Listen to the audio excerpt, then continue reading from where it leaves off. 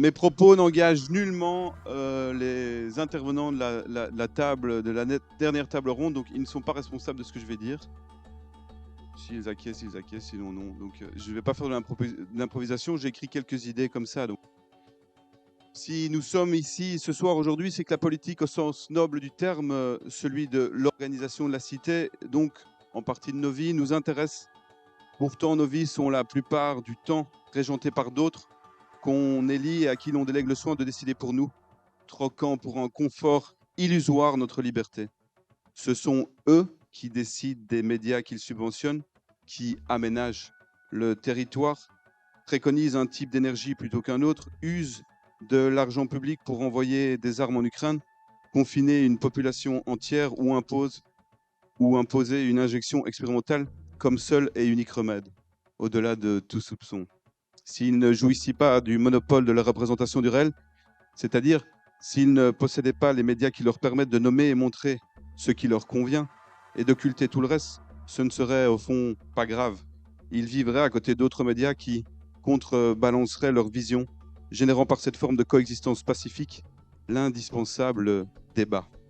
Mais le problème est qu'ils ont l'exclusivité de ce qui est pour eux la vérité, nous indiquant en filigrane en être les seuls et justes dépositaires. Ils sont de vrais dieux qui disent ce qu'ils ne font pas et font ce qu'ils ne disent pas. Ils promeuvent la liberté d'expression mais bannissent le débat, prônent le changement mais dans la continuité, évoquent interminablement la paix mais provoquent sans cesse la guerre, prônent l'égalité, la justice, l'équité mais mettent en place les structures qui nourrissent les hiérarchies, l'injustice, l'iniquité. Et pour créer l'illusion du débat, de l'échange, de cette confrontation d'idées d'où la vérité émerge, ils nous illusionnent de leurs différences qui ne seraient que fonction de leurs positions respectives sur l'axe gauche-droite. Si cette fausse distinction occulte parfaitement leur position commune dans les grandes lignes, elle ne nous dupe toutefois pas sur la plus ou moins égale répartition en termes de scandale. À gauche ou à droite du centre, dans ce domaine, ils sont tous peu ou prou égaux. Casagate, SAMU social, Netis, Marogate déguisé en Qatargate, les travaux du Parlement wallon passant de 17 millions à 46, le tunnel de 20 mètres pour relier ce même Parlement au parking pour la modique somme de 700 000 euros, les indécentes indemnités parlementaires, tous les papers, Panama Papers, Pandora Papers, Paradise Papers et puis le Cambridge Analytica. Les médias aux ordres adorent les scoops, les révélations explosives, mais laissent crever dans une prison le journaliste qui a contribué à lever le secret sur ces pratiques nauséabondes et qui a permis que s'écrivent dans leurs articles édulcorés dans leurs journaux. Julian Assange, leur silence est ignoble.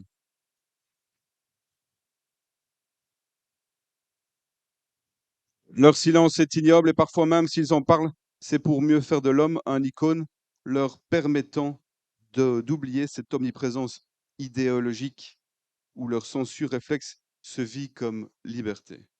Julian comme nouveau symbole de l'omerta. C'est un comble, mais nous n'en sommes plus un paradoxe. Alors pour mieux comprendre, je devais faire un débat le 21 au Centre culturel de Perouet et un des partenaires du Centre culturel, la Ligue des droits de l'homme, a refusé que je vienne parce que je suis d'extrême droite et transphobe. Tout va bien, ne trouvez-vous pas? Les présidents de partis récemment discutent de la façon dont ils peuvent lutter contre l'extrême droite, mais pas contre la corruption. Évidemment, ils ne vont pas. Ça, c'est mon collègue qui a barré. J'avais chié dans la soupe. Il m'a dit de dire cracher. Ils en sont les principaux acteurs de cette corruption et donc les principaux profiteurs. Ah, l'épouvantail de l'extrême droite qui permet de ne pas parler de ce que le philosophe Alain Deneau nommait l'extrême centre. Je le cite, on a associé à tort l'extrémisme en politique à la position du curseur sur l'axe gauche-droite, alors que l'extrémisme, au sens moral, renvoie beaucoup plus à une attitude qui consiste à être intolérant à tout ce qui n'est pas soi. L'extrême centre consiste à être intolérant envers tout ce qui ne s'insère pas dans ce paramétrage, finalement très étroit, de l'ordre du jour du programme oligarchique. C'est donc cet extrême centre qui favorise la destruction du social, de l'individu et de la nature. Lui qui privilégie les paradis fiscaux alors que la misère indécence ne cesse de croître, s'assurant dans un même temps que le mobilier public découragera les sans domicile et tous ceux qui rejoignent chaque jour la corde de pouvoir dormir sur un banc qui diminuera peut-être la probabilité qu'ils succombent à leur nuit. C'est cette politique mafieuse qui vit en all inclusif sur le dos du contribuable et augmente les effectifs des forces de l'ordre pour réprimer la délinquance que cette même misère génère indubitablement. Elle, qui demande l'exécution systématique des peines d'une durée comprise entre 6 mois et 2 ans, alors que cela faisait plus de 50 ans que cela ne se faisait plus. La même année, le tribunal de première instance de Liège retenait la responsabilité de l'État belge dans la surpopulation existant au sein de l'établissement de Lantin et le condamnait à adopter des mesures appropriées permettant de lutter efficacement contre cette surpopulation carcérale. Cherchez l'erreur. Dans cette logique du chaos qui l'anime, elle construit donc des prisons ultramodernes dans un des derniers écrins de verdure de Bruxelles, à Aaron, en collaboration avec un consortium privé pour y placer les détenus que ces politiques généreront. C'est elle qui impose le numerus clausus qui crée les pénuries de médecins généralistes, tout en diminuant le nombre de lits dans les hôpitaux, revenant pourtant chaque année avec les mêmes marronniers sur la saturation hospitalière, mettant en place des PPP, partenariats public-privé, entre universités et multinationales des high-tech et de la pharmacie.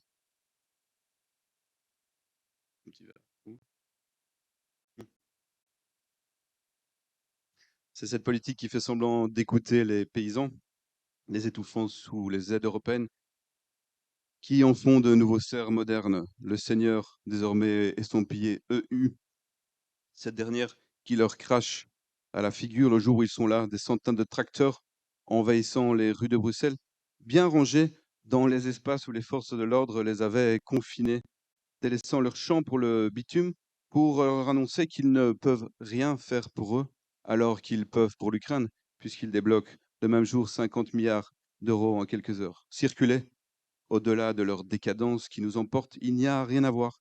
Et les syndicats, par leur soumission abjecte, leur feinte de pouvoir négocier, font partie du problème. La caste politique, rarement perquisitionnée, révèle, quand elle l'est, 280 000 euros en petites coupures dans ses appartements. L'ARENA n'a rien d'ouvert. Pas grave, personne ne moufte, alors que le clodo volant un sandwich se prendra une condamnation. Exemplaire, n'est-ce pas?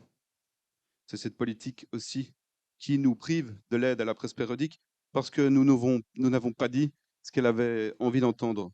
Et elle le fait en se servant des institutions censées défendre les journalistes, mais qui ne sont faites que des ministères de la vérité constitués des médias de masse œuvrant à leur propre pérennité. Organes officiels censurant tous ceux qui s'opposent à leur propagande guerrière. Agences de com des gouvernements, ces médias sont des outils de fabrication du consentement, propriété des partis politiques, à l'instar de la RTBF, financée par nos impôts, ou d'autres appartenant à des grands groupes industriels, IPM, Roularta, Rossel. Ce sont ces médias qui décident unilatéralement ce qu'est ou n'est pas une fake news, allant jusqu'à porter plainte contre des citoyens qui osent remettre leur plein pouvoir de définition du réel. Enfin, j'ai bientôt fini. J'ai perdu confiance, mais j'ai retrouvé la confiance en voyant les slogans des partis politiques 2024.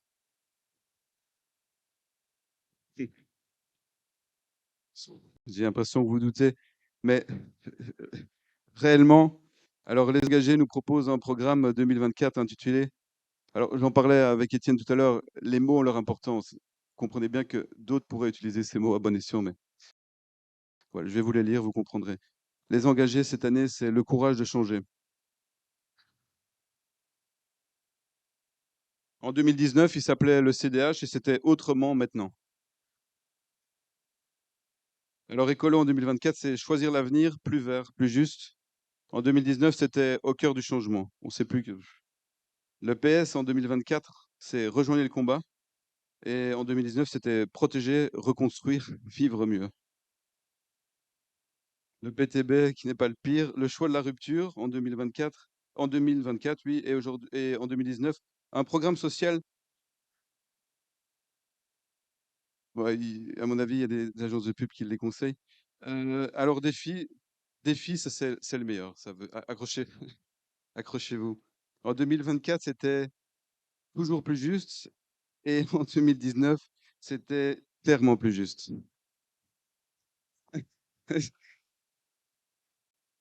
Alors, entre le toujours et le clairement, je sais pas ce qui s'est passé. En tout cas, c'est sûr qu'entre 2019 et 2024, ils ont oublié qu'ils avaient fait certaines victimes et ils ont oublié la déliquescence du monde à laquelle ils avaient participé. En 2024, justement, un sondage montre que 81% des gens n'ont plus confiance dans les femmes et hommes politiques et 78% n'ont plus confiance dans les institutions. Le fait est, en fait, que nous sommes perdus, notamment pour une raison, nous attendons tous deux, alors que la solution est sans doute en nous et dans la lutte contre le délétère de nos vies qu'il mène. Merci.